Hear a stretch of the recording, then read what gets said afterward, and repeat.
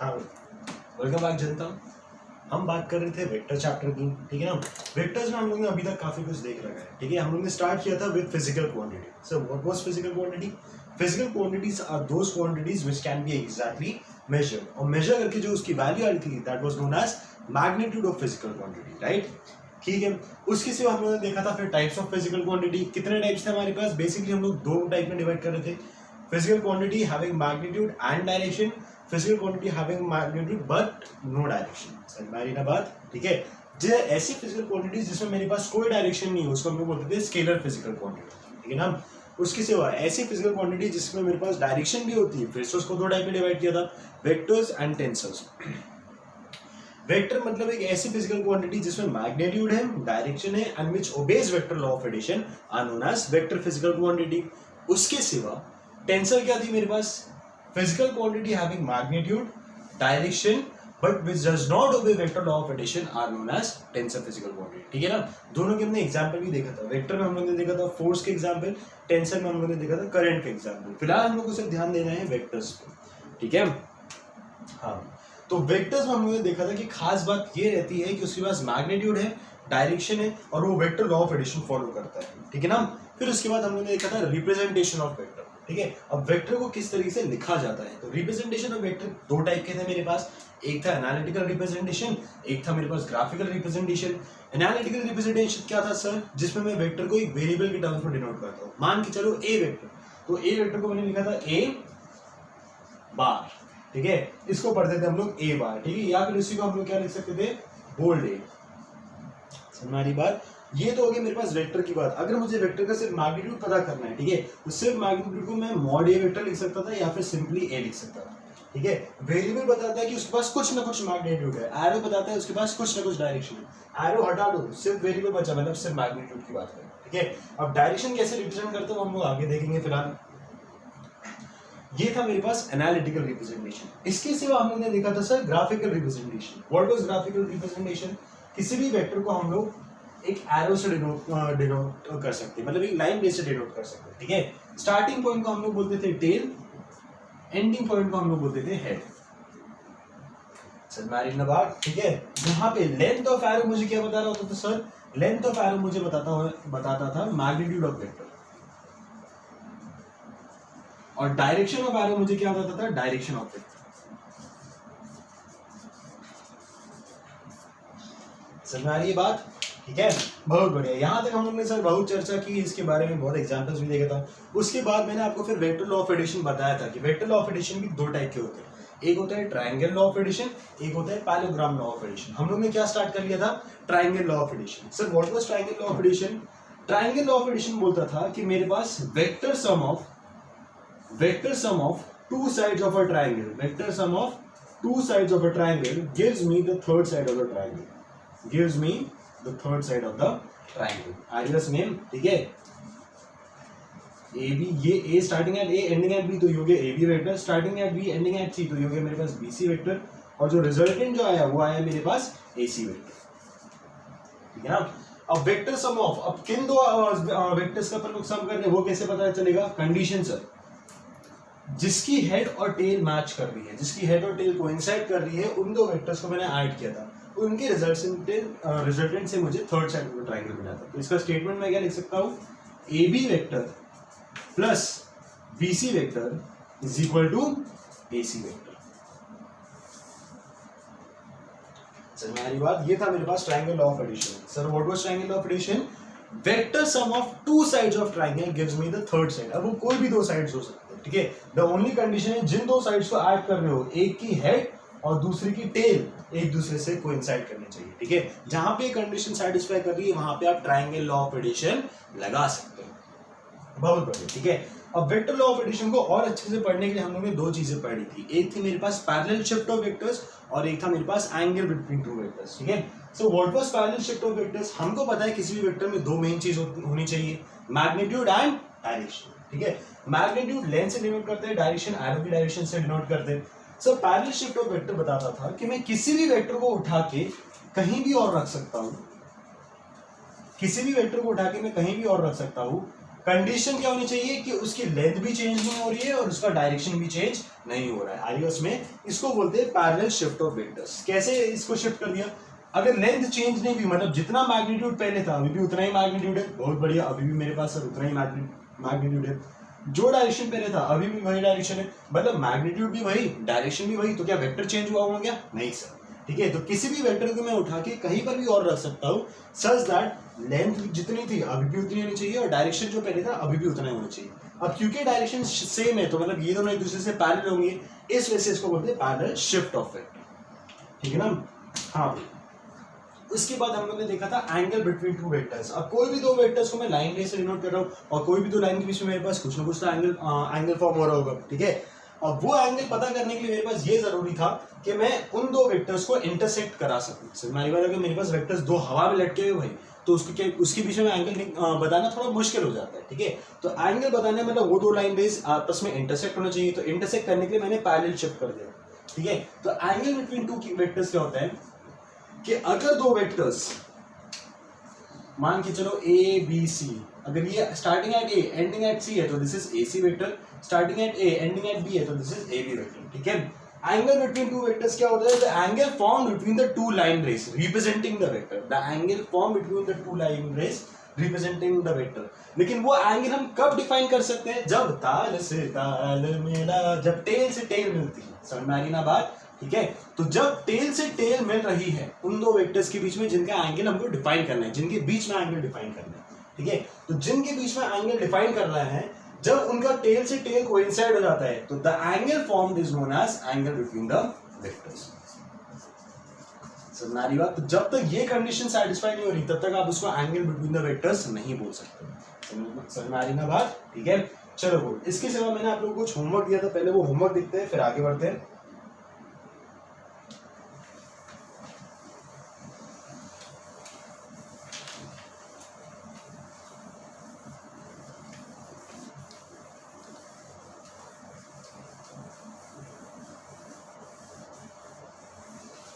हाँ भाई देखिए, पहला क्वेश्चन ये था मेरे ख्याल से, this was A B C D, है ना? हाँ भाई, दिस एंगल वाज 30 डिग्री। हो सकता है मैंने अल्फाबेट जो लेटर जो मैंने शायद थोड़ा सा अलग लिख दिया क्योंकि मैंने क्वेश्चन एकदम रैंडम किया था। ठीक है, लेकिन मेरे ख्याल से क्वेश्चन था एंगल वगैरह ऐसे दिया हुआ था। ठीक है, आपको बोला गया था कि first of all name all the vectors in this diagram और उसके बाद specify the angle between the pairs form between the vectors. ठीक है ना, मतलब जितने भी मेरे पास वेक्टर पेयर बन रहे हैं उनके बीच में कितना एंगल बन रहा होगा ये आपको स्पेसिफाई करना है। ठीक है, तो सबसे पहले तो नामकरण से शुरू करते हैं। ये वेक्टर स्टार्टिंग एट ए है, एंडिंग एट बी है। ठीक है, अगर मैं फर्स्ट वेक्टर की बात करूं तो starting at A ending at B, तो फिर ये हो जाएगा मेरे पास ए बी वेक्टर। सेकेंड की बात करूं तो starting at A ending at C, तो ये हो जाएगा मेरे पास A C vector. Third starting at A ending at D, तो थर्ड हो जाएगा मेरे पास ए डी वेक्टर। समझ में आ रही है बात? ठीक है, हाँ भाई। अब ये तो मेरे पास फर्स्ट पार्ट हो गया कि मैंने नेम कर दिया सारे वेक्टर्स को। अब मुझे बताना था एंगल बिटवीन द वेक्टर्स। ठीक है, तो मैं सबसे पहले बात करता हूँ फर्स्ट और second A B and A C vector, angle between A B and A C vector. ठीक है, अब दो वेक्टर्स के बीच में हम एंगल कब डिफाइन कर सकते हैं? जब उनकी टेल से टेल कोइंसाइड कर रही हो। ए बी का टेल यहाँ पे है, ए सी का टेल यहाँ पे, क्या दोनों की टेल एक दूसरे से कोइंसाइड कर रही है? हाँ सर। इसका मतलब क्या कंडीशन सैटिस्फाइड है? हाँ सर। मतलब this will be the angle between the vectors, this will be the angle between the vectors. एक और बात मैं आपको याद दिलाना चाहूँ कि एंगल बिटवीन द वेक्टर हमेशा 0 से लेके 180 के बीच में लाई कर सकता है। ठीक है, ये मैंने आपको लास्ट टाइम भी बताया था, एंगल बिटवीन टू वेक्टर्स हमेशा 0 से 180 के बीच में लाई करता है। ठीक है, अगर वो 180 से ज्यादा आ रहा है, मतलब वो नीचे चले गई ये लाइन, तो फिर मैं नीचे से एंगल मेजर कर रहा हूँ। ठीक है, मतलब this is the angle between A B vector and A C vector. अब बस वही एंगल आपको निकालना है। कैसे निकालना है उसके लिए आपको थोड़ा सा ज्योमेट्रिक कंस्ट्रक्शन लगता है, ये तो आपने 10th में भी देखा होगा। ठीक है, एक काम करो, इसको थोड़ा सा अगर मैं आगे एक्सटेंड कर देता हूँ तो ये हो गया मेरे पास 90 डिग्री। अगर ये 30 है तो ये कितना हो गया सर मेरे पास 60 डिग्री। अरे उसमें अब फिर से ये मेरे पास एंगल कितना बचा 90 डिग्री। ठीक है, तो 90 प्लस 60 तो टोटल एंगल मेरे पास कितना हो गया 150 डिग्री। तो angle between A B vector and A C vector कितना आ गया मेरे पास 150 डिग्री। ठीक है ना, अरे इसमें सिंपल वैसे भी लगा सकते थे, टोटल 180 है, यहाँ पे 30 डिग्री, तो जो एंगल फॉर्म हो रहा है दैट इज 180 माइनस 30 मतलब 150 डिग्री। ठीक है। सेकंड पेयर कौन सा बन रहा है सर, ए बी वेक्टर लो, ए डी वेक्टर लो, angle between A B vector and A D vector, ठीक है। अब ए बी वेक्टर यहाँ पे जा रहा है 30 डिग्री बना रहा है, ये अच्छे से देखो तो दिस और दिस, इसके बीच में एंगल बनना होगा मेरे पास 90 डिग्री, ठीक है। तो किसी भी दो वेक्टर के बीच में अगर मुझे angle between A B and A D निकालना है तो दो वेक्टर्स के बीच में एंगल मैं तब डिफाइन कर सकता हूँ जब उनकी टेल से टेल कोइंसाइड कर रही हो। ए बी की टेल यहाँ पे है, ए डी की टेल यहाँ पे, क्या दोनों की टेल कोइंसाइड कर रही है? हाँ सर। तो क्या मैं एंगल बिटवीन वेक्टर डिफाइन कर सकता हूँ? कर सकते हो सर, ठीक है। So this is the angle between A B and A D, ठीक है। अब ये टोटल एंगल कैसे निकालेंगे, ये 30 डिग्री, ये 90 डिग्री, तो टोटल एंगल होगी मेरे पास 30 प्लस 90 मतलब 120 डिग्री। समझ ना बात, ये हो गया मेरे पास 30 डिग्री, ये हो गया मेरे पास 90 डिग्री, तो टोटल कितना हो गया 30 डिग्री प्लस 90 डिग्री मतलब 120 डिग्री, ठीक है। थर्ड पेयर क्या बन रहा है सर मेरे पास, ए बी का ए सी के साथ हो गया, ए बी का ए डी के साथ हो गया, अब कौन सा बता, ए डी का ए सी के साथ, तो angle between A D vector and A C vector. फिर से देखो कंडीशन सेटिस्फाई हो रही है, क्या कंडीशन होनी चाहिए सर, कि पहले वेक्टर का टेल और दूसरे वेक्टर का टेल कोइंसाइड करना चाहिए। पहले वेक्टर का टेल यहाँ पे है, दूसरे वेक्टर का टेल यहाँ पे, क्या दोनों की टेल कोइंसाइड कर रही है? हाँ सर। तो क्या कंडीशन सेटिस्फाइड? बिल्कुल सर। तो this will be the angle between the vectors, और आपको दिख रहा है कि दोनों के बीच में एंगल कितना बन रहा होगा मेरे पास 90 डिग्री। समझ आ रही बात? तो ये है मेरे पास फर्स्ट क्वेश्चन जो होगा था उसका आंसर, ठीक है ना। चलिए भाई नेक्स्ट क्वेश्चन पे आते हैं।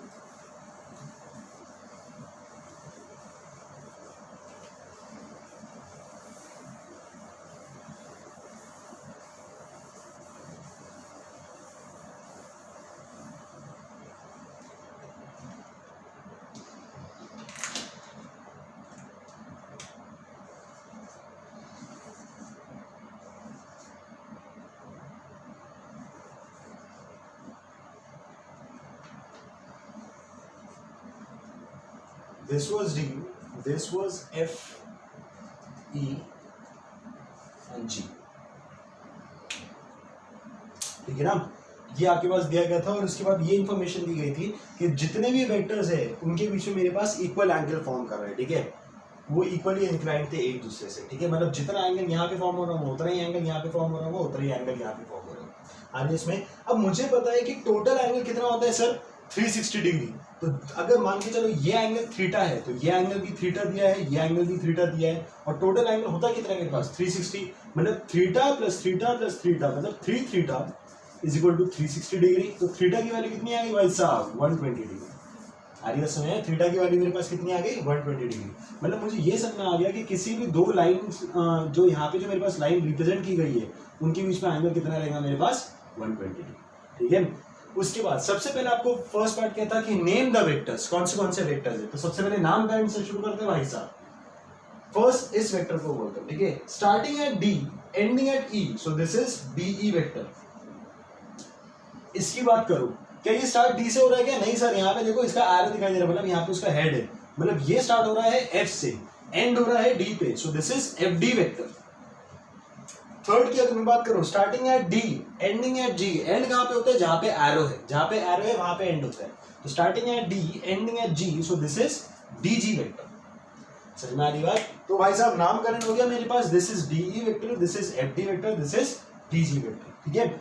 सेकंड था मेरे पास कि find the angle between the vector, find the angle between the vector, ठीक है। तो सबसे पहले मैं पता करता हूं डीई वेक्टर और D G vector, angle between D E vector and D G vector, ठीक है। हाँ, एंगल बिटवीन द वेक्टर्स कब डिफाइन करता है? जब पहले वेक्टर और दूसरे वेक्टर दोनों वेक्टर्स की टेल एक दूसरे से कोइंसाइड कर रही हो। तो देखते हैं, फर्स्ट वेक्टर डी वेक्टर की टेल यहाँ पे है D, second vector DG vector की टेल यहाँ पे है डी, तो क्या दोनों की टेल कोइंसाइड कर रही है? हाँ सर। मतलब क्या कंडीशन सेटिस्फाइड है? हाँ सर। तो ये रहेगा मेरे पास एंगल बिटवीन द वेक्टर्स, ठीक है। तो डीई और डीजी के लिए angle between the vectors this, ये रहेगा। समझ बात? और ये एंगल आया कितना था मेरे पास? Theta, which was 120 degree. तो angle between D E vector and D G vector is 120 degree, ठीक है। नेक्स्ट पे आते हैं। अब पता करते हैं एंगल बिटवीन किस किसके बीच में? D E vector and F D vector.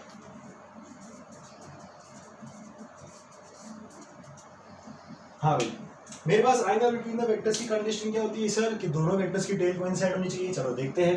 First vector DE vector की टेल यहाँ पे, सेकेंड वेक्टर एफडी वेक्टर की टेल यहाँ पे है। अच्छा, मतलब फर्स्ट की टेल डी यहाँ पे है, सेकेंड की टेल एफ यहाँ पे, तो क्या दोनों की टेल कोइंसाइड कर दी है क्या सर? तो ये सर दोनों की टेल कोइंसाइड नहीं कर रही है।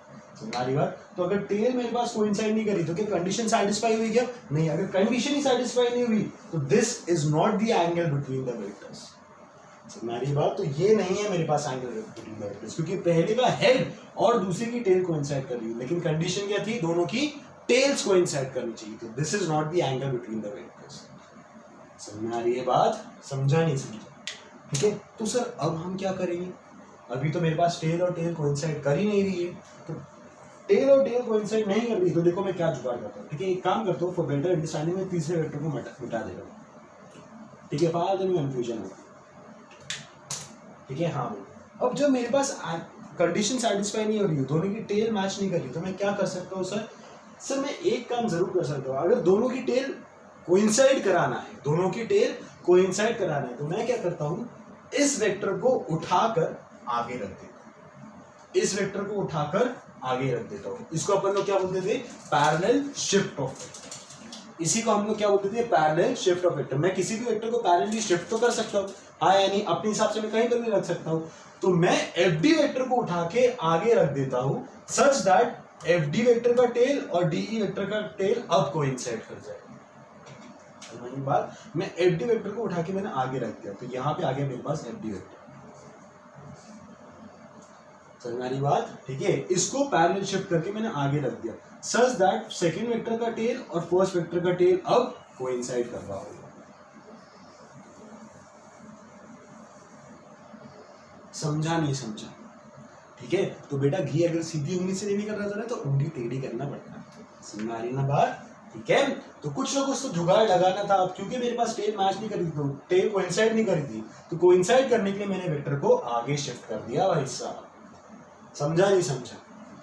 ठीक है, तो क्या अब मेरे पास कंडीशन सेटिस्फाई कर रही है? पहले वेक्टर का टेल दूसरे वेक्टर का टेल अब कोइंसाइड कर रहा है, तो अब this will be the angle between the vectors. This is the angle between the vectors. समझ आ रही ना बात? ठीक है, अब ये एंगल हम लोग निकालेंगे कितना होता है।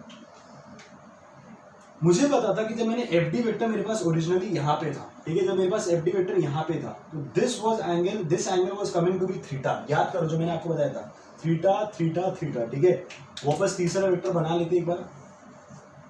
ठीक है, तो दिस वाज डी जी। ठीक है ना, तो डी जी वेक्टर मेरे पास यहाँ पे था, तो ये एंगल थीटा था, ये एंगल थीटा था, ये एंगल थीटा था, मतलब ये एंगल भी 120, ये एंगल भी 120, ये एंगल भी 120। तो दिस एंगल वाज 120 डिग्री आ रही है इसमें, लेकिन मुझे ये एंगल चाहिए, ये वाला एंगल चाहिए सर, दूसरा वाला एंगल चाहिए। ठीक है, तो मुझे बताइए टोटल एंगल कितना होता है सर? 180। ये एंगल कितना है? 120। तो बचा हुआ एंगल कितना रहेगा सर? 60 डिग्री। हमारी बात, इसका मतलब angle between F D vector and D E vector is 60 degree. Angle between F D vector and D E vector is 60 degree. हमारी बात, तो जिन लोगों का आंसर 120 आया था, कतई पाप किया है तुम लोगों ने, गंगोर पाप किया है। ठीक है ना, तो गलती सुधारिए और समझिए। जब तक टेल से टेल मिलेंगे नहीं भाई साहब, तब तक अब angle between the vectors define नहीं कर सकते। हमारी बात, तो अगर टेल से टेल मिल नहीं रही है तो वेक्टर को, किसी भी एक वेक्टर को पैरेलल शिफ्ट करके दे। ठीक है, अब कुछ कुछ बच्चे क्या बोलते हैं कि मेरे पास जैसे कि एफ डी वेक्टर यहाँ पे था इनिशियली, ठीक है, तो सर आपने एफ डी वेक्टर को क्यों शिफ्ट किया?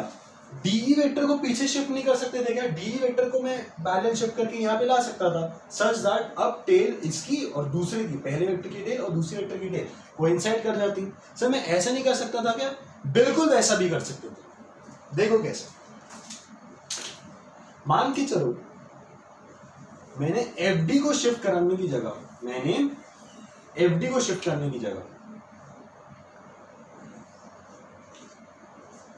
एफ डी को आगे शिफ्ट करने की जगह मान के चलो क्या मैं डी को पीछे शिफ्ट कर सकता हूँ क्या? देखते हैं सर। देखो पैरेलल शिफ्ट के हिसाब से तो बिल्कुल जायज है, क्योंकि पैरेलल शिफ्ट में किसी भी वेक्टर को कर सकता हूँ। ठीक है, तो इस बार डी को करके देखता हूँ। टेल से टेल मिलाने के लिए मैंने डी को यहाँ पे लाके रख दिया।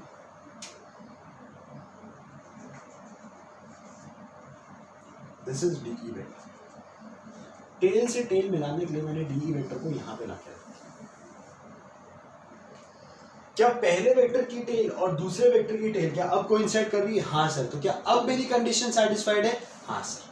ठीक है, तो this should be the angle between the vectors. अब देखते हैं मेरे पास एंगल सही आ रहे हैं या नहीं आ रहे। ठीक है, देखो कैसे।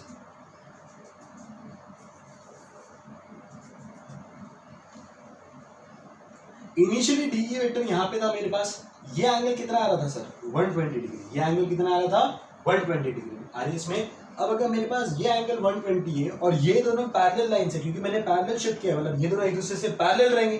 ठीक है, अब क्योंकि लाइंस पैरेलल है तो आपको याद होगा this angle plus this angle, this should be equal to 180 degree. आइए इसमें जो ये दो एंगल्स का जो मेरे पास सम रहता है that should be equal to 180 degree. ठीक है, तो दिस वाज 120 डिग्री और टोटल सम मेरे पास 180 आना चाहिए था। मतलब ये एंगल कितना आ गया मेरे पास? 60 डिग्री। ये एंगल कितना आ गया मेरे पास? 60 डिग्री। मतलब angle between D E vector and F D vector is 60 degree. हमारी बात ठीक है। तो चाहे आप एफडी को उठा के आगे शिफ्ट करो या डीई को उठा के पीछे शिफ्ट करो, दोनों जगह पैरेलल शिफ्ट सही है, तो दोनों जगह मेरे पास आंसर भी सेम है। हमारी बात मतलब angle between D E vector and F D vector कितना हो गया मेरे पास? 60 डिग्री। ठीक है, तो जब तक मेरे पास टेल से टेल मिल नहीं रही है तब तक आप एंगल बिटवीन वेक्टर्स डिफाइन नहीं कर सकते। ठीक है ना? चलिए बोलो। अब सुनो, अगर आंसर गलत भी हुआ कोई टेंशन की बात नहीं है। ठीक है, ये सारी चीजें आप लोग सीख रहे हो। ठीक है, पहली बार गलती करना इट्स ओके, समझ में आती है बात। ठीक है, लेकिन वही गलती वापस बार बार रिपीट नहीं होनी चाहिए बस। ठीक है, this was F D vector, this was D E vector, this was D G vector. ठीक है, थर्ड पेयर क्या है मेरे पास? Angle between F D vector and D G vector. ठीक है, फिर से टेस्ट करिए सर क्या कंडीशन सेटिस्फाई हो रही है। डीजी वेक्टर की टेल यहां पे है। एक काम करो, डीई वेक्टर का तो कोई रोल है नहीं, तो डीई वेक्टर को मैं फिलहाल के लिए मिटा देता हूं। ठीक है, डीजी वेक्टर की टेल मेरे पास यहां पे है, एफडी वेक्टर की टेल मेरे पास यहां पे। क्या दोनों की टेल कोइंसाइड कर रही है क्या सर? नहीं सर। तो क्या मैं अभी एंगल बिटवीन वेक्टर्स डिफाइन कर सकता हूं? नहीं सर, दोनों की टेल कोइंसाइड करनी चाहिए। ठीक है, अब क्योंकि एक की टेल यहां पर है,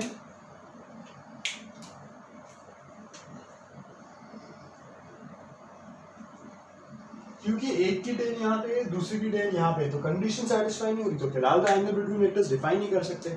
लेकिन मैं क्या कर सकता हूं, किसी भी एक को मैं पैरेलल शिफ्ट कर सकता हूं। ठीक है, तो मान के चलो मैंने एफडी को पैरेलल शिफ्ट करके यहां पे रख दिया, दिस इज एफडी आरएस में। ठीक है, अब क्या एफडी वेक्टर की टेल और डीएफ वेक्टर की टेल क्या कोइंसाइड कर रही है? हाँ सर। मतलब ठीक है, एफडी वेक्टर को मैंने आगे शिफ्ट कर दिया है। ठीक है, एफडी वेक्टर की टेल और डीएफ वेक्टर की सॉरी डीजी वेक्टर की टेल अब क्या मेरे पास कोइंसाइड कर रही है। ठीक है, इसका मतलब अब this is the angle between the vectors, this is the angle between the vectors. समझ में आ रही बात? और ये एंगल वैसे जैसे हम लोग ने पहले निकाला था, ये एंगल था मेरे पास 120 डिग्री, टोटल होना चाहिए था 180 डिग्री। मतलब बचा हुआ एंगल कितना रहेगा मेरे पास? 60 डिग्री। तो मुझे समझ में आ गया कि angle between D E vector and D G vector was 120 degree, angle between D E vector and F D vector was 60 degree, and angle between F D vector and D G vector was 60 degree. ठीक है ना? हाँ, समझ में आ रही है बात? ठीक है, गुड। तो जिनका आंसर यहाँ पे 120 डिग्री आया था वो गलत है आंसर। ठीक है, लेकिन गलती समझो, एक बात समझो, फिजिक्स से इतना बताता है कि टेल से टेल मिलनी चाहिए। फाइनल आंसर जो है वो आपके पास प्योर मैथ से आएगा। ठीक है, तो आई सजेस्ट अगर आपको फिजिक्स स्ट्रॉन्ग करना है ना, तो घर में बैठे बैठे जितना भी आपको टाइम मिल रहा है थोड़ा बहुत 9th-10th की ज्योमेट्री भी रिवाइज किया करो, क्योंकि वही चीज़ आपको आगे बहुत एप्लीकेशन में आती है। चल रही है बात? तो basically it's not the physics जो आपका गलत हुआ है, उसका जो अप्लाइड मैथ्स है वो उसमें आपको थोड़ी बहुत दिक्कत हुई। ठीक है, लेकिन दिक्कत जो ना ऑब्वियस सी बात है, जब तक गलती नहीं करोगे तब तक सीखोगे कैसे? ठीक है ना? गुड, चलिए आगे बढ़ते हैं। एक क्वेश्चन और सॉल्व कर लेते हैं एंगल बिटवीन द वेक्टर्स का, फिर उसके बाद नेक्स्ट टॉपिक पे चलते हैं। वापस से जो वेक्टर लॉ ऑफ एडिशन, जो ट्रायंगल लॉ ऑफ एडिशन को हमने अधूरा छोड़ दिया था ना, उसी को फिर से उठाते हैं। देखिए पहले क्वेश्चन देखिए,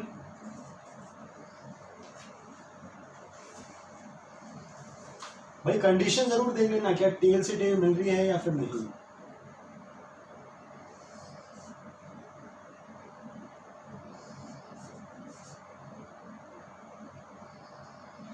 मान के चलो this is A B C D E, ठीक है, दिस एंगल इज 30 डिग्री।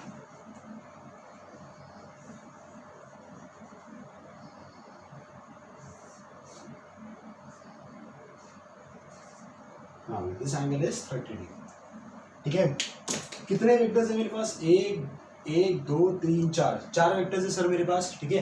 तो चार वेक्टर्स के बीच में आपको बताना है एंगल बिटवीन द वेक्टर्स, ठीक है। सबसे पहले तो नेम द वेक्टर्स, उसके बाद डिफाइन करिए एंगल बिटवीन द वेक्टर्स, ठीक है ना। चलिए गुड, पहले ट्राई करिए, फिर उसके बाद सोल्यूशन देखिएगा। देखिए सोल्यूशन देखिए, हम सबसे पहले तो अपन लोग नेमिंग की बात करते हैं, ठीक है। अगर मैं पहले वेक्टर की बात करूं, start at B end at A, तो ये हो जाएगा मेरे पास बी ए वेक्टर।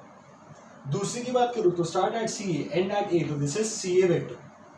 तीसरे की बात करूं start at A end at D, so this is A D vector. चौथी की बात करूं start at A end at E, so this is A E vector, ठीक है।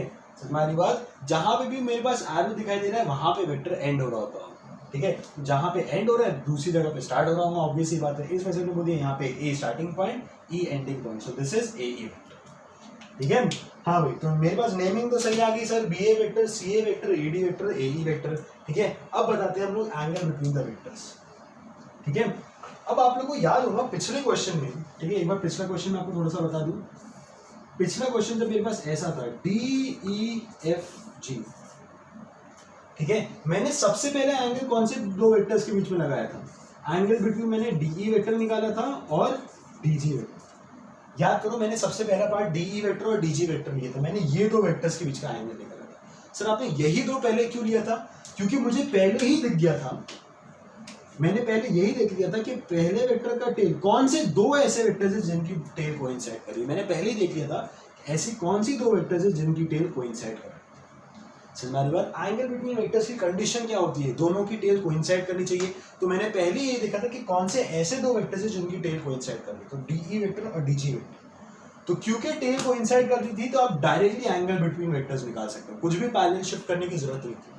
समझ में आ रही बात। इस वजह से सबसे पहला पेयर मैंने लिया था D E vector and D G vector, ठीक है, क्योंकि मुझे पता था अगर मैं डीई और एफडी की बात करूं तो टेल और टेल कोइंसाइड नहीं कर रही है, तो मुझे शिफ्ट करना पड़ेगा।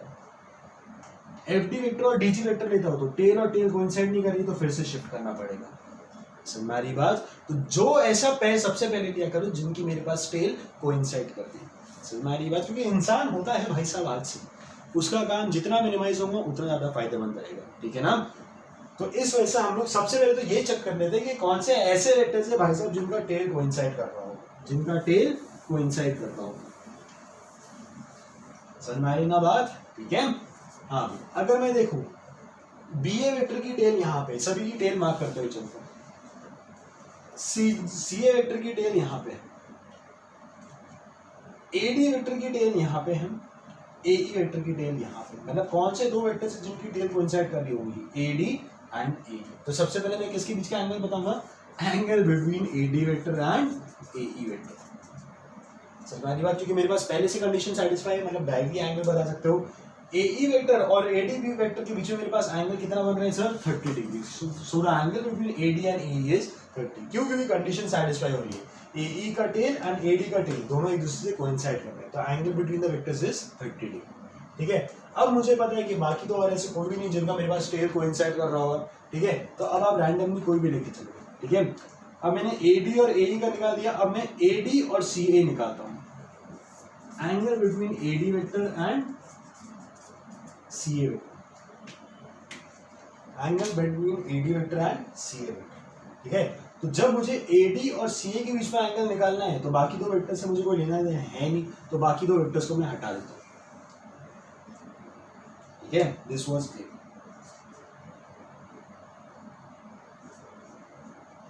हाँ भाई, अब अगर आप अच्छे से देखो, सी ए वेक्टर की टेल यहाँ पे है, ए डी वेक्टर की टेल यहाँ पे है, तो क्या टेल से कोइंसाइड हो रही है क्या, नहीं सर। अगर टेल से टेल कोइंसाइड नहीं हो रही है तो अपन को क्या करना पड़ेगा सर, पैरेलल शिफ्ट, ठीक है। तो या तो सी ए को आगे शिफ्ट कर दो या ए डी को पीछे शिफ्ट करो, ठीक है, ताकि टेल को इंसाइड कर दे। चलो मैं सी ए को आगे शिफ्ट करता हूँ।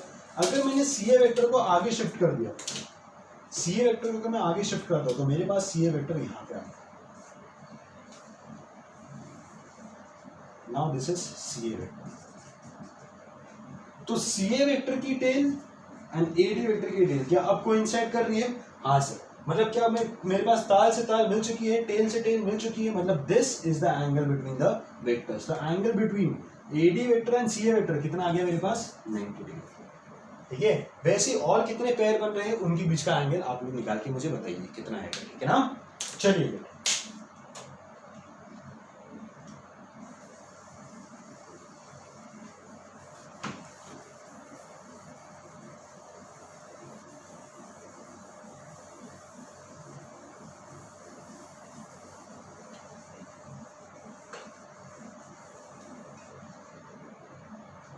एक बात समझिए बच्चों, देखो अभी जो भी हम लोग चैप्टर पढ़ रहे हैं, अभी हम लोग वेक्टर्स स्टार्ट किए हैं, उसके बाद अगला हम लोग बेसिक मैथ्स वगैरह करेंगे। ठीक है, वेक्टर्स बेसिक मैथ्स ये एक्चुअल फिजिक्स नहीं है, ये फिजिक्स पढ़ने के लिए हम लोग मैथ्स पढ़ रहे हैं। ये फिजिक्स सॉल्व करने के लिए उस मैथ्स क्या लगता है, हम पहले वो वाला मैथ्स पढ़ रहे हैं।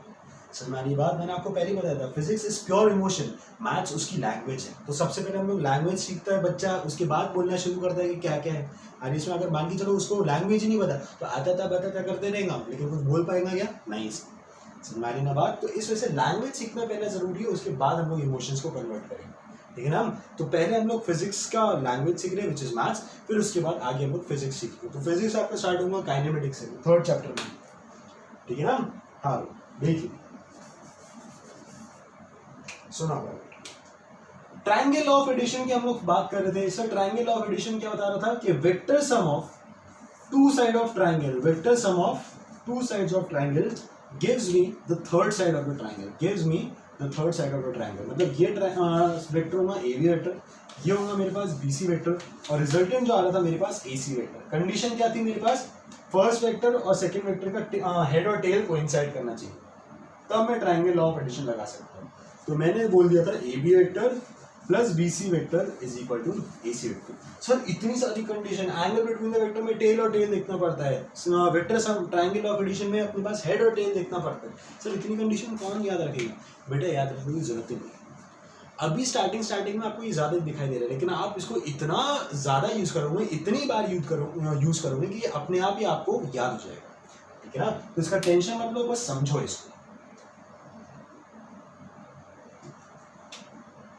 हाँ ठीक है ना, बहुत बढ़िया। ठीक है, अब ट्रायंगल लॉ ऑफ एडिशन अगर आपको समझना है तो आपने 9th-10th में एक टर्म पढ़ा होगा डिस्प्लेसमेंट। ठीक है, द शॉर्टेस्ट डिस्टेंस। समझना की बात। तो ट्रायंगल लॉ ऑफ एडिशन जो है वो एक तरीके से डिस्प्लेसमेंट का काम, मतलब वो मेरे पास डिस्प्लेसमेंट समान काम कर रहा हो। ट्रायंगल लॉ ऑफ एडिशन कैसा काम कर रहा हो तो मेरे पास डिस्प्लेसमेंट समान काम करता है। बेसिकली डिस्प्लेसमेंट है ही एक वेक्टर। ठीक है ना। तो ट्रायंगल लॉ ऑफ एडिशन अगर आपको समझना है तो आप इसको डिस्प्लेसमेंट से रिलेट करने की कोशिश करा करो कि स्टार्ट यहाँ से किया, यहाँ पे किया, फिर यहाँ पे किया, तो शॉर्टेस्ट डिस्टेंस कितना हो गया, यहाँ से यहाँ पे। समझ में आ रही बात। ठीक है, तो अगर आपको ट्रायंगल लॉ ऑफ एडिशन समझना है तो आप उसको डिस्प्लेसमेंट के हिसाब से समझो। ठीक है, वैसे पैरेललोग्राम लॉ ऑफ एडिशन अगर आपको समझना है तो आप उसको किससे रिलेट कर सकते हो, मैं आपको तब बताऊंगा। ठीक है, सबसे पहली बात अगर ट्रायंगल लॉ आपको समझना है तो सबसे पहले उसको डिस्प्लेसमेंट के हिसाब से करो। ठीक है, जैसे कि मान के चलो एक एग्जाम्पल देते हैं। एक थे हमारे रामू काका। रामू काका भाई साहब यहां से चलना स्टार्ट करते हैं, गए इस डायरेक्शन में 4 किलोमीटर। कितना किलोमीटर? 4 किलोमीटर। फिर रामू काका गए इस डायरेक्शन में 3 किलोमीटर। कितना किलोमीटर भाई साहब? 3 किलोमीटर। क्या बात, बड़े फिट है अपने रामू काका।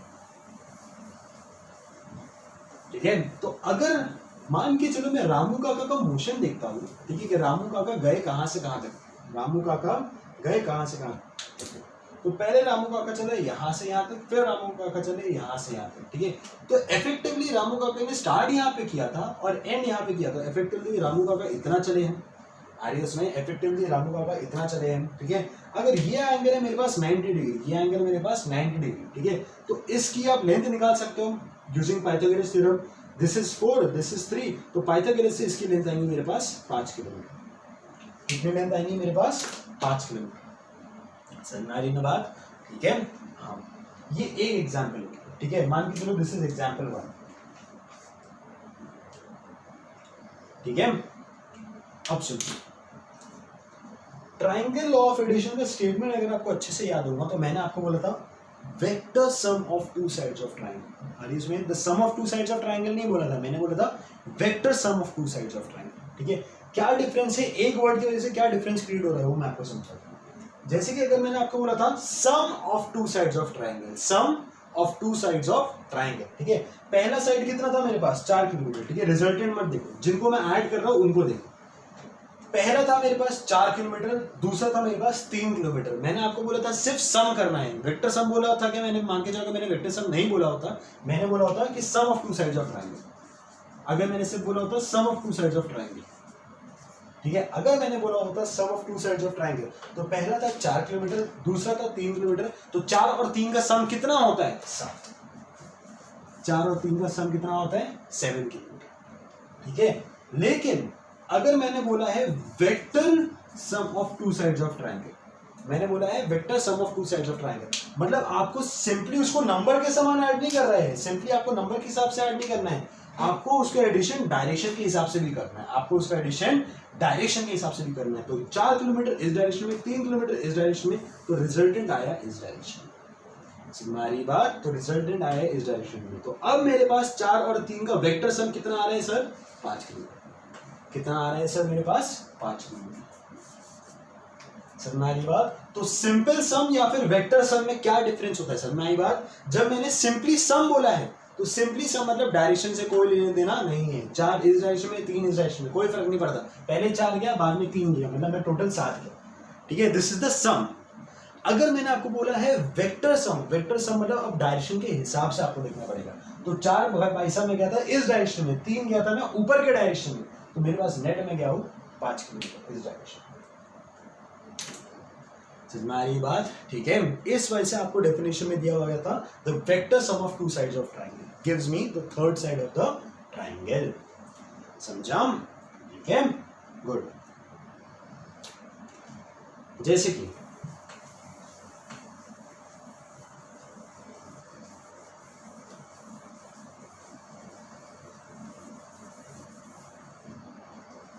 मान के चलो अगर हम लोग ने ऐसा लिया होता, पहला एग्जाम्पल 4 किलोमीटर रामू काका चले इस डायरेक्शन में, 3 किलोमीटर वापस चले पीछे की डायरेक्शन में, आ रही है उसमें, ठीक है। तो सबसे पहले हमको पहले तो बताना है सम, उसके बाद बताना है वेक्टर सम, ठीक है। एक पहले हम बताएंगे सम, फिर उसके बाद बताएंगे वेक्टर सम। तो अगर मैं सिंपली सम की बात करूं तो 4 चला 3 चला, तो विदाउट द डायरेक्शन टोटल कितना चला मैं 4 और 3 7। तो विदाउट द डायरेक्शन अगर मैं सिंपली ऐड करूं तो मेरे पास आंसर आना चाहिए था 7। लेकिन अब मैं वेक्टर सम की बात करूं मतलब मुझे डायरेक्शन भी कंसिडर करना पड़ेगा। तो 4 आगे की तरफ 3 पीछे की तरफ, तो इफेक्टिव में कितना चला 1 किलोमीटर। तो इफेक्टिव मेरे पास रिजल्ट आ रहा है 1 किलोमीटर। इफेक्टिव मेरे पास रिजल्ट कितना आ रहा है 1 किलोमीटर। समझ आ रही बात, ठीक है। मान के चलो कि मेरे पास ऐसा होता 4 किलोमीटर आगे की तरफ 3 किलोमीटर आगे की तरफ, ठीक है। तो अगर मैं सिंपल सम की बात करूं, सिंपल सम मतलब विदाउट द डायरेक्शन, फिर से तो पहले कितना चला 4 चला भाई साहब, दूसरे बाद में कितना चला 3 चला, तो टोटल कितना चला हूं मैं 7। तो फिर से मेरे पास सिंपल सम आ रहा है 7 किलोमीटर। वेक्टर सम की बात करूं मतलब डायरेक्शन भी देखना पड़ेगा। तो वेक्टर सम पहले में कितना चला सर 4 आगे की तरफ, बाद में कितना चला 3 आगे की तरफ, तो टोटल कितना चला 7 आगे की तरफ। तो टोटल में चला 7 आगे की तरफ, टोटल में कितना चला 7 आगे की तरफ, ठीक है। यहां पे मैं 1 किलोमीटर आगे की तरफ, यहां पे मैं 7 किलोमीटर आगे की तरफ। समझ आ रही बात। मान के चलो अगर मैं ऐसा चला होता कि 4 इस डायरेक्शन में आगे की तरफ और 3 ऊपर की तरफ, समझ बात, 4 किलोमीटर आगे की तरफ 3 किलोमीटर ऊपर की तरफ, ठीक है। तो अगर मैं सिंपल सम की बात करूं, सिंपल सम मतलब फिर से विदाउट द डायरेक्शन, तो पहले में चला 4 बाद में मैं चला 3, तो टोटल कितना चला 7। टोटल कितना चला 7। अब हम बात करते हैं वेक्टर सम मतलब विद डायरेक्शन की बात करना पड़ेगा। तो पहले में चला 4 आगे की तरफ, बाद में चला 3 ऊपर की तरफ, तो रिजल्टेंट में कितना गया था 5 kilometre at an angle, 5 kilometre at an angle. तो रिजल्टेंट में गया 5 किलोमीटर एट एन एंगल।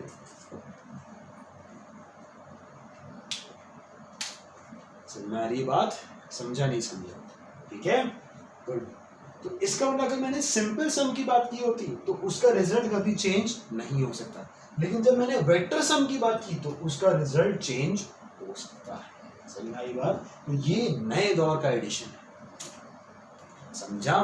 ठीक है, कुछ नए तरह का एडिशन है जो आप लोग देख रहे हो। समझ आई बात? एक और बात नोटिस करो, जब मैंने सिर्फ सम बोला था तो मुझे 7 किलोमीटर बताया था, लेकिन क्या मैंने डायरेक्शन बताया था क्या? नहीं। यहाँ पे सिर्फ 7 किलोमीटर लिखा है, यहाँ पे सिर्फ 7 किलोमीटर लिखा है, यहाँ पे भी सिर्फ 7 किलोमीटर लिखा है। लेकिन जब मैं वेक्टर सम की बात कर रहा हूँ तो मैं उसके साथ डायरेक्शन भी बता रहा हूँ, भी बता रहा हूँ। ठीक है, इसका मतलब अगर मैंने सिंपल सम की बात की, मैंने किसकी बात की? सिंपल सम की बात। तो सिंपल सम को मैं मेजर कर सकता हूँ? हाँ सर। मतलब सिंपल सम का एक मैग्नीट्यूड आ रहा है, लेकिन क्या सिंपल सम का कोई डायरेक्शन आ रहा है क्या? नहीं सर। तो मैग्नीट्यूड है एंड नो डायरेक्शन, मतलब ये कौन सी क्वांटिटी हो गई? Scalar quantity. मतलब सिंपल सम हो गए मेरे पास स्केलर क्वांटिटी। ओहो, अगर मैं वेक्टर सम की बात करूं तो क्या मैग्नीट्यूड है? हाँ सर। मेजर करके 1 किलोमीटर आ रहा है। क्या डायरेक्शन है? हाँ सर। और क्या इनका एडिशन डायरेक्शन पे डिपेंडेंट आ रहा है? हाँ सर। इसका मतलब ये मेरे पास कैसी क्वांटिटी हो गई? Vector quantity. हमारी बात। तो इस तरीके से वेक्टर और स्केलर में बहुत बड़ा अंतर। ठीक है, स्केलर के पास मैग्नीट्यूड होता है लेकिन नो डायरेक्शन, और उसका जो मैग्नीट्यूड आने वाला है वो डायरेक्शन पे डिपेंडेंट नहीं होता है। वेक्टर जो होता है उसके पास मैग्नीट्यूड होता है और डायरेक्शन भी होता है, और उसका एडिशन जो है वो डायरेक्शन में डिपेंडेंट आता है। समझा? क्या? गुड। हाँ भाई सर, बड़े मजा आ गए सर। अब आगे देखते हैं कुछ।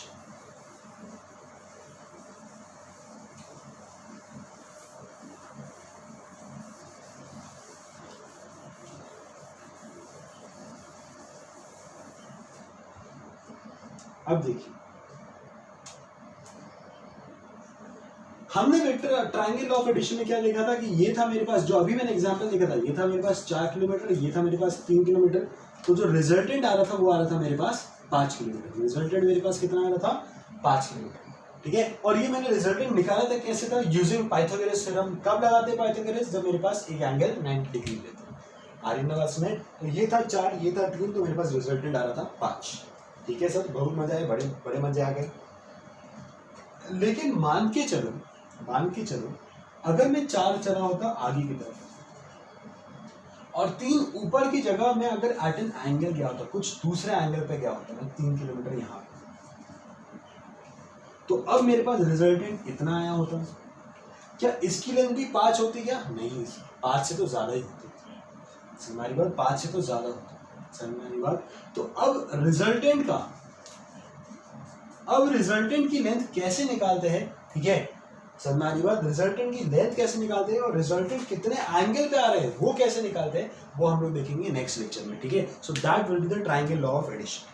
हमारी बात। होपफुली आज की क्लास आपको समझ में आई है। आज की क्लास में जितने कॉन्सेप्ट अभी तक हमने पढ़े थे उसी की थोड़ी बहुत प्रैक्टिस की और इसी को थोड़ा बहुत रिवाइज किया। ठीक है, नेक्स्ट लेक्चर में आपको मैं ट्रायंगल ऑफ एडिशन की और नई चीजें बताऊंगा। समझ आ रही बात? ठीक है, कुछ भी डाउट आ रहा है मुझे आप लोग आराम से कांटेक्ट कर सकते हो। ठीक है ना, बिल्कुल व्हाट्सएप करिए, जो भी डाउट आ रहा है उसको बढ़िया से क्लियर करिए। ठीक है ना, चलिए भाई, मिलते हैं फिर अगली बार।